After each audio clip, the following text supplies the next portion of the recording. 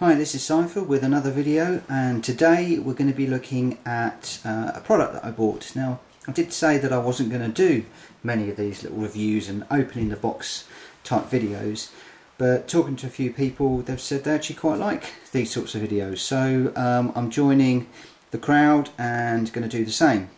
So this is an eBay purchase. I've won this off eBay, which I'm really pleased about. It's a Bachmann easy command digital command train control center, and it's going to be the power for my layout, which is pretty cool. It's got a nice DCC symbol on the bottom there, and I'm actually quite looking forward to opening this up. It says the contents: easy command control unit, 50 Hz transformer, got a red connection wire in there, and yeah, I was quite glad to get one in a box because I do like my boxes. And okay, so on the back of the box we've got the detailed features of the unit. So we've got NMRA standard DCC, so that's good that we are conforming to that standard. Simple on-track programming, that's going to be useful when I reassign the addresses of the locomotives. Plug-in wiring, a separate wall transformer, which is good.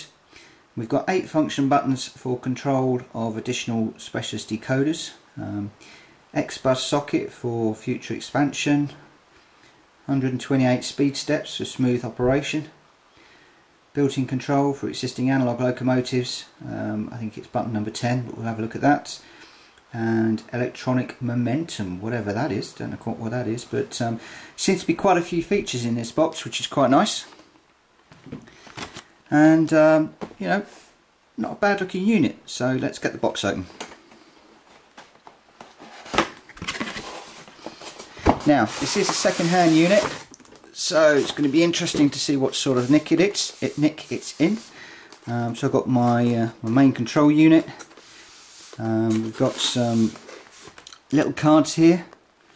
Get them around the right way. So on this one, you've got your analog locomotive operation. So what you can do is identify the locomotives there. So I'm going to put those away to one side. We've got a wall transformer, fairly straightforward, with a fairly standard plug on the end, and we've got a couple of leads in here.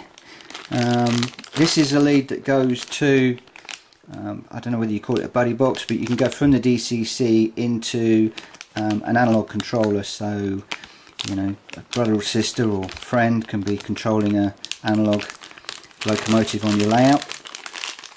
I haven't got one of those. And then we got the red power lead.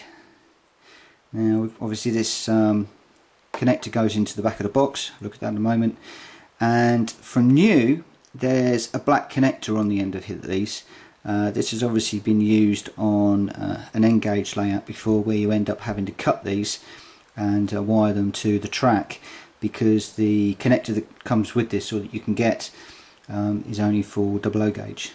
So a bit of a pain, but you know, that's fine for me because I don't need it. So that wire's already pre-cut for me, which is good. Okay, now the best bit.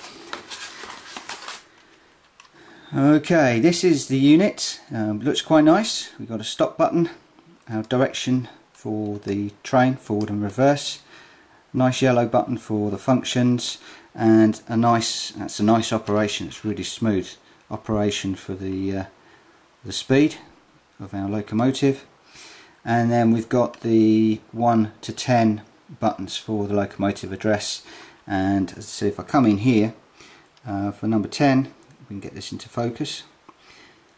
The number 10 is for the analog locomotive operation, and also this little symbol here. If we go into function and 10, then that will turn our lights on our locomotives on and off if we've got lights. On the, nothing on the sides, but on the back of the unit, we've got an I/O port. I'm not sure that I'm going to be using that anytime soon. We've then got a connector that goes to a track, so that's going to be the red one. Let's just plug that in there now. It's a nice snug positive fit. That's not going to come out anytime soon. And we've also got then our 16 volt AC in, which is going to be from the transformer. So that's going to go in there.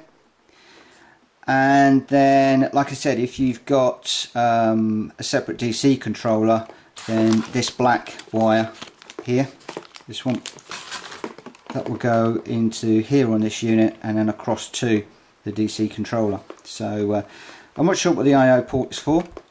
We'll have to look at the manual for that.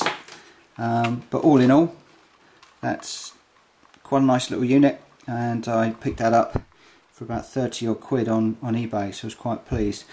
The only downside obviously with buying on eBay is you never quite know what you're going to get. This isn't quite as clean as I would have liked, and whoever used this before, annoyingly, they've written the 1 on the plastic. How mad is that?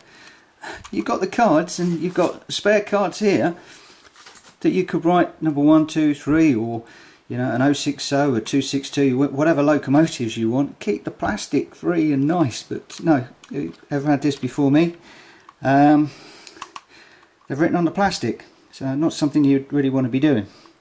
Now, one thing is obviously missing from this box. Push all this out to one side, and that is obviously a manual, which surprised me a little bit. But I was told on the eBay auction that the manual you can print off, and it's readily available on the website, on Bachmann's website. It's a PDF, so I printed a copy of that off, and if I just pick up the camera here, so it's going to wobble around a little bit, and I'll just change the focus setting. You obviously are not going to be able to see this very well. I won't go into too much, but you've got some very clear instructions on how to use the unit and also how to program it. It goes, there's a section here about actually programming the addresses for the locomotives, which is quite nice. And then on the last page you've got actually operating the trains, and also how to wire up bits and pieces. So we got oval track and loops and stuff in there. So like I said, don't worry too much if you get one of these and there's no manual, because it's readily available on Bachmann's website. Right, I guess the next thing will be to wire it up to the track, grab a couple of my first locomotives, and we'll see how it runs. Right, I've got my control box wired up. Very simple to wire up. Simply got the red wire into the back, and it says on the back here, as we saw earlier, to track, and that's just wired straight the way up to my track, and I'm using fish plates over there. And we've got the power, which is going to the mains. Right, so I've got my controller wired up, I've got my power on, I've got my direction, and by default locomotives, DCC locomotives, once the chip is fitted, are set to address number 3, as you can see here by the light lit. And if I turn the controller, you'll see that we've got some movement on the train, and away she goes.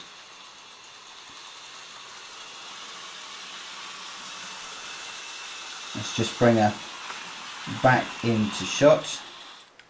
Okay, just change the direction, just bring her back slightly. There we go, change the direction back again. Right, so if we want to change the address from 3 to 2, it's a very easy process. The first thing that we need to do is just to activate the locomotive. So making sure that we've got 3, take her forward, 3 and stop at the same time, and that will stop the locomotive moving, and you'll see that we've now got a flashing light. The next thing we need to do is to set the direction. So if the direction was set to backwards, then this would be the default backwards direction. Now I want to have the direction going forwards, which we proved just a moment ago. The train ran forwards, so I'm happy with my direction.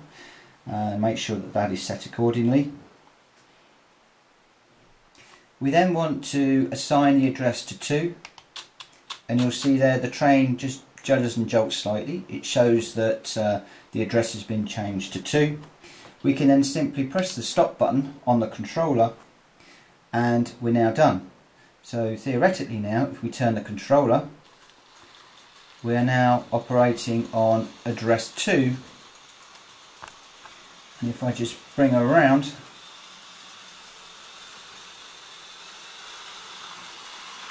and back into shots, and we change the address now to 3 and we turn the controller, we get no movement because we've reassigned the locomotive from address 2 to address 3. Select number 2, we've got some forward movement and we've got some backward movement, and that's how easy it is to change the address on this particular controller. We've also got the function button up here, and if I click the function button you'll see that the locomotive that's running, the address light flashes to tell you that whatever input we're going to do now is going to affect that particular locomotive. And okay, I haven't got any lights on these 2 steam trains, but F10 will toggle on the lights, and that's displayed because you can see there you've actually got a little light symbol on the bottom. Obviously can't program with this particular controller, you need a more advanced one, so it's fairly basic, but it's going to do for me for the time being before I probably go off and get a one of the Dynamis or a Dynamis Pro. So this is the controller that I'm going to be working with over the next few months as the layout takes shape. Thanks so much for your time. See you again in the next video. Bye bye.